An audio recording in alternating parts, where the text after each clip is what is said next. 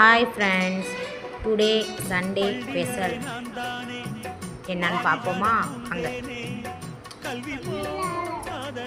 ஆட்டு பொரியல் நல்லா ஃபஸ்ட் டைம் செஞ்சுருக்கேன். ஆட்டு ரத்த பொரியல், அப்புறம் ஈரல் கிரேவி, இதுவும் ஃபஸ்ட் டைம் செஞ்சுருக்கேன். எப்படி இருக்குன்னு சொல்லுங்கள். ஈரல் கிரேவி சண்டே ஸ்பெஷல், இதுதான் எங்கள் வீட்டில். அப்புறம் இறால் கொஞ்சமாக குழம்பு மாதிரி வச்சுட்டேன். இந்த வாட்டி கிரேவின்னு சொல்ல முடியாது, குழம்புன்னு சொல்ல முடியாது, பார்த்தா நீங்களே தெரிஞ்சுக்கங்க.